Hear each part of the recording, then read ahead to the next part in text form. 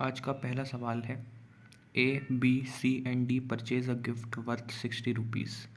A pays 1/2 of what others were paying, B pays 1/3 of what others are paying, and C pays 1/4 of what others were paying. What is the amount paid by D? Options हैं 16 rupees, 13 rupees, 14 rupees या 15 rupees. ये सवाल पूछा गया था SSC CGL tier 1 के अंदर. तो देखते हैं इस सवाल को कैसे सॉल्व करेंगे. हमसे क्वेश्चन में कह रहा है कि 4 लोग हैं A B C D, उन्होंने मिलकर एक गिफ्ट ख़रीदा है जिसकी की जो वैल्यू है वो है 60 रुपीज़. वो गिफ्ट 60 रुपये में उन्हें मिला है. अब उन्होंने जो कंट्रीब्यूशन किया है वो गिफ्ट लेने के लिए वो किस तरीके से किया है. ए ने कितने रुपए दिए हैं? ए ने रुपए दिए हैं 1/2 of what others were paying, यानी कि बाकी के जो लोग हैं, यानी कि ए ने कितने रुपए दिए हैं, बाकी के लोगों ने जितने मिला के रुपये दिए हैं उसके आधे रुपए दिए हैं. A pays 1/2 of what others are paying, ठीक है ना. ए ने कितने दिए हैं? जितने बाकी के लोग जितने मिला के पैसे दे रहे हैं उसके आधे. बी ने कितने दिए हैं? 1/3 of what others are paying, यानी कि बाकी के लोग जो पैसे दे रहे हैं उसके 1/3. और सी ने भी उसी प्रकार से 1/4 पैसे दिए हैं, यानी कि 1/4 रुपीज़ दिए हैं किसके कंपैरिजन में? जितने बाकी के लोग दे रहे थे उसके कंपैरिजन में. अगर ये कंडीशन है तो हमें बताना है कि डी ने कितने पैसे दिए.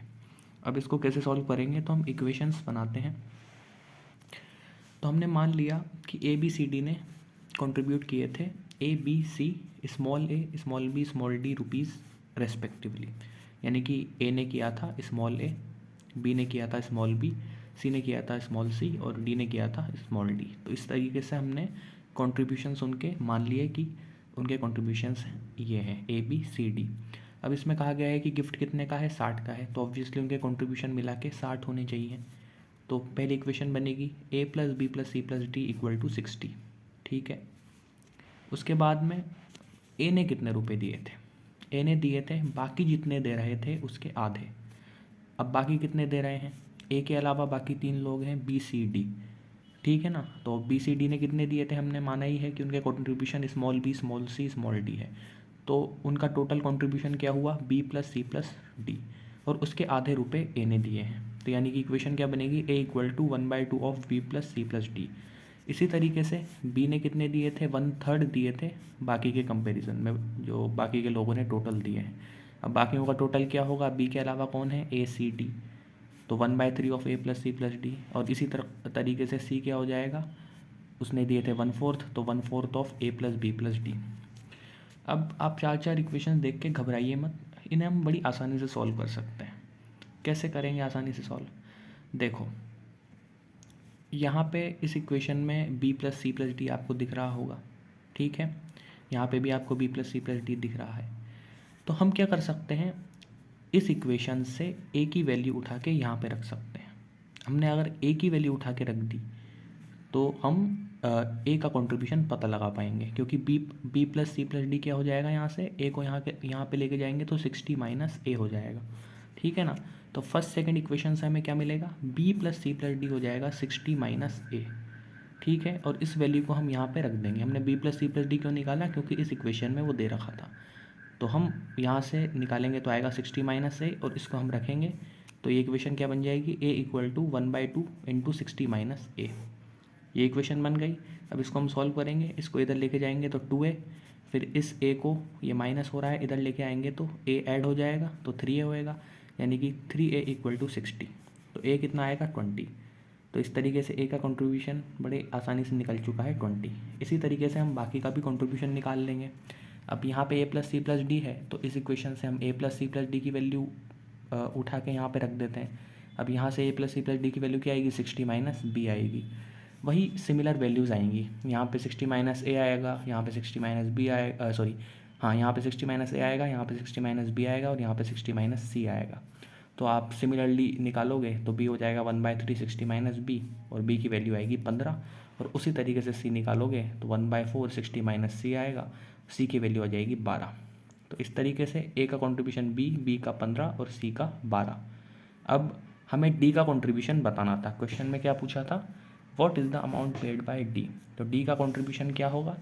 स्मॉल डी हमने माना था डी का कंट्रीब्यूशन, तो ऑब्वियसली इनका हम कैलकुलेट कर लेते हैं क्योंकि टोटल कंट्रीब्यूशन 60 है और उसमें से अगर हम घटा देंगे इनका कंट्रीब्यूशन तो डी का कंट्रीब्यूशन हमें मिल जाएगा। तो इनका कंट्रीब्यूशन ऐड करेंगे तो कितना आएगा, 15 और 12 27, 27 और 20 47, और 60 में से अगर 47 घटा देंगे, या फिर आप इक्वेशन में वही जो मैंने बात बोली है वही इक्वेशन में डाल के भी कर सकते हो कि डी की वैल्यू आएगी 60 माइनस ए प्लस बी प्लस सी, 60 माइनस ए प्लस बी प्लस सी, 60 माइनस 47 यानी कि 13। तो इस तरीके से डी का कंट्रीब्यूशन आ जाएगा 13, और यही हमारा आंसर होगा इस क्वेश्चन के लिए। ये सवाल पूछा गया था एसएससी सीजीएल टीयर 1 के अंदर, हमने इजीली सॉल्व कर लिया। अब बढ़ते हैं अगले सवाल की तरफ।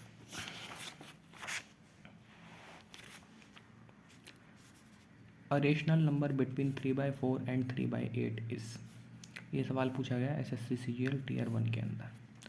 हमें बताना है कि 3/4 और 3/8 के बीच में रेशनल नंबर कौन सा है, मतलब एक फ्रैक्शन बतानी है जो इन दोनों के बीच लाई करती है। अब ऐसे सवाल करने का सिंपल सा तरीका है, देखो 3/8 और 3/4 में कौन बड़ा होता है, ऑब्वियसली 3/8 छोटा होता है, 3/4 बड़ा होता है, ठीक है ना।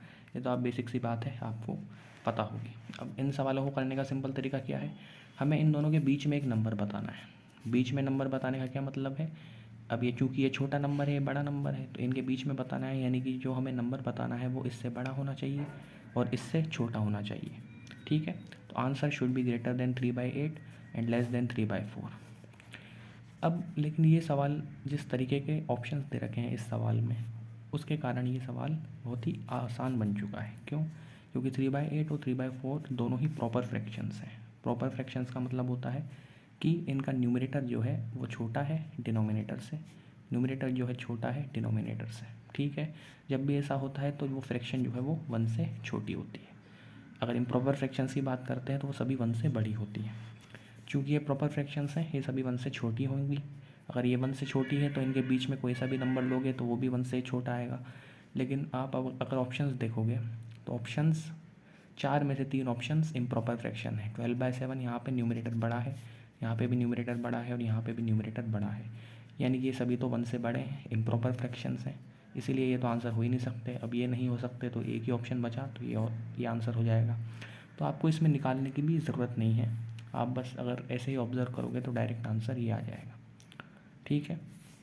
तो मैंने लिख दिया, लेकिन ये सभी क्या है, इम्प्रॉपर फ्रैक्शंस हैं और ये सभी 1 से बड़ी होती है, इसीलिए आंसर होगा 9/16।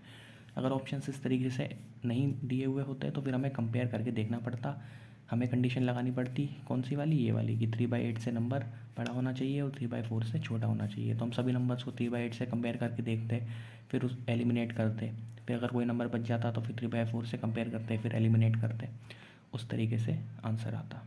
तो ये सवाल बड़ा ही मजाक बन चुका है ऑप्शंस के कारण। बढ़ते हैं अगले सवाल की तरफ।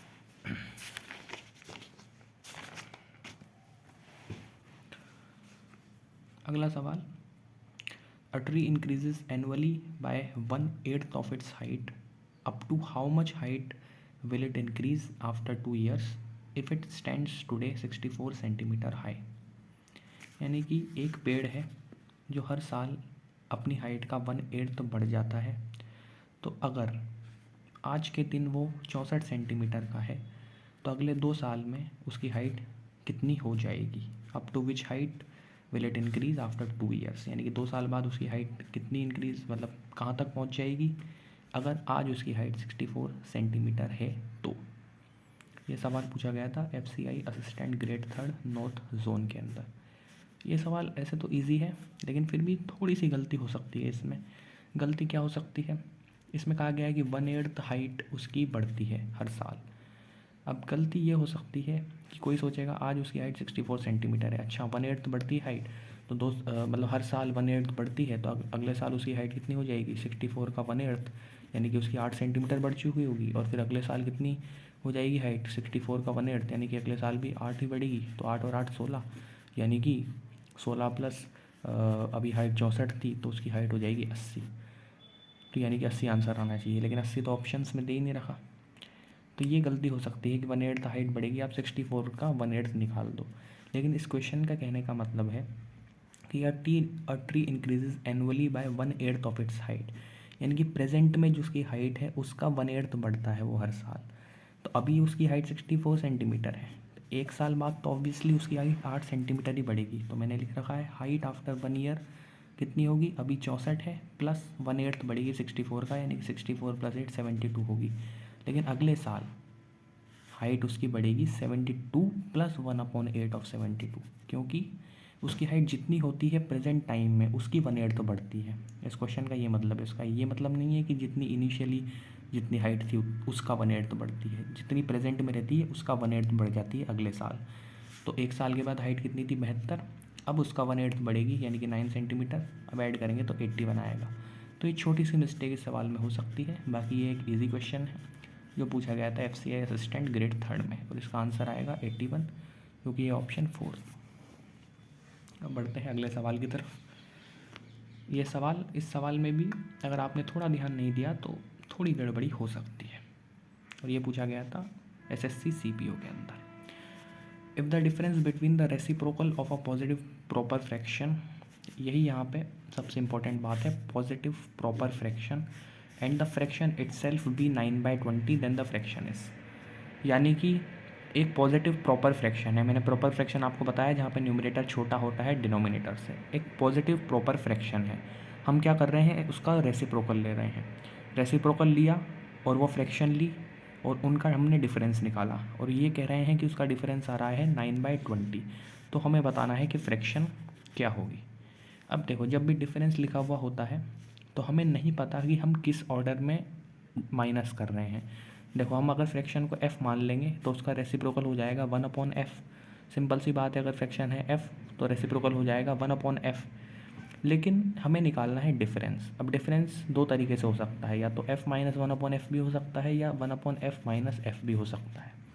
अब इस क्वेश्चन में क्या निकलेगा, अब आप सोचोगे कि इसमें लिखा हुआ है difference between the reciprocal of a positive fraction and fraction, तो हमें पहले रेसिप्रोकल लिखना चाहिए और फिर फ्रैक्शन लिखनी चाहिए, लेकिन ऐसा नहीं होता। जब भी डिफरेंस बिटवीन लिखा है तो उसका ऑर्डर हमें नहीं पता होता, और कभी कभी क्वेश्चन में ऑर्डर इतना इंपॉर्टेंट भी नहीं होता, लेकिन इस क्वेश्चन में ऑर्डर इंपॉर्टेंट है।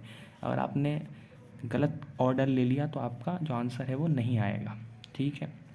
अब इसमें ऑर्डर क्या लेंगे वो इस क्वेश्चन से हमें पता पड़ जाएगा। कैसे पता पड़ेगा, इसमें कहा है कि उनका डिफरेंस आ रहा है 9/20, 9/20 डिफरेंस आ रहा है। 9/20 डिफरेंस आने का मतलब है कि डिफरेंस उनका पॉजिटिव आ रहा है। अब पॉजिटिव डिफरेंस आने का मतलब है कि जो भी फ्रैक्शन आगे लिखी हुई है वो बड़ी होनी चाहिए, क्योंकि हम माइनस कर रहे हैं नंबर। जब नंबर आगे बड़ा लिखा हुआ होगा, मतलब इस जगह पे जब बड़ा नंबर लिखा हुआ होगा तभी पॉजिटिव आएगा ओवरऑल, अगर यहाँ छोटा होगा तो नेगेटिव आएगा। यानी कि हमें पहले वो नंबर लिखना है, वो वाली फ्रैक्शन लिखनी है जो कि बड़ी हो। अब इसमें कहा गया है कि हमारी जो फ्रैक्शन है वो पॉजिटिव प्रॉपर फ्रैक्शन है। पॉजिटिव प्रॉपर फ्रैक्शन कैसी होती है, फॉर एग्जांपल 4/5, 3/5 इस तरीके की होती है। अब इनका अगर आप रेसिप्रोकल निकाल के देखोगे, 4/5 का आता है 5/4, इसका आता है 5/3, तो हमेशा इनका रेसिप्रोकल जो फ्रैक्शन है उससे बड़ा आएगा, क्योंकि ये प्रॉपर फ्रैक्शन है। इसका आप रेसिप्रोकल निकालोगे तो हमेशा इम्प्रॉपर फ्रैक्शन आएगी, और वो हमेशा प्रॉपर से बड़ी ही आएगी, ठीक है ना। या न्यूमरेटर छोटा था, डिनोमिनेटर बड़ा था, अब उल्टा कर दोगे तो न्यूमरेटर बड़ा हो जाएगा डिनोमिनेटर से, तो इसलिए हमेशा ये वाली फ्रैक्शन बड़ी आएगी। तो ये ध्यान देने वाली बात है। अब क्योंकि ये बड़ी आएगी, ये क्या है, रेसिप्रोकल है, तो यानी कि रेसिप्रोकल बड़ी आ रही है, और रेसिप्रोकल बड़ी आ रही है, और हमें आगे क्या लिखना है, आगे क्या लिखना है, जो बड़ी फ्रैक्शन है वो लिखनी है, क्योंकि जो डिफरेंस है वो पॉजिटिव आना चाहिए। तो इसीलिए हम आगे क्या लिखेंगे, रेसिप्रोकल को लिखेंगे, यानी कि हम ये वाला इस्तेमाल नहीं करेंगे, ये इस्तेमाल करेंगे। अगर आप ये इस्तेमाल कर दोगे तो आपका आंसर नहीं आएगा, फिर आप कंफ्यूज हो जाओगे क्या हो रहा है। तो हमें ये करना है, 1/f - f करना है, ना कि f - 1/f। तो ये इसमें समझने की बात थी। बाकी अभी आसान बन चुका है। हमने फ्रैक्शन मान ली f, तो डिफरेंस किस किस का निकालना है, फ्रैक्शन का और रेसिप्रोकल का। हमने जैसे बताया रेसिप्रोकल आगे लिखनी है 1/f - f, और वो आता है 9/20 अकॉर्डिंग टू क्वेश्चन। अब इसको सॉल्व करेंगे, मान लिया यहाँ पे 1 हम मान सकते हैं, तो 1 × 1 - f², 1 - f²/f, ये हो जाएगा 9/20। f को इधर भेजेंगे, 20 को इधर लाएंगे तो कुछ ऐसा हो जाएगा। उसके बाद में 20 को अंदर मल्टीप्लाई कर देंगे, 20 - 20 f² हो जाएगा 9f, 9f को इधर लेके आएंगे 0।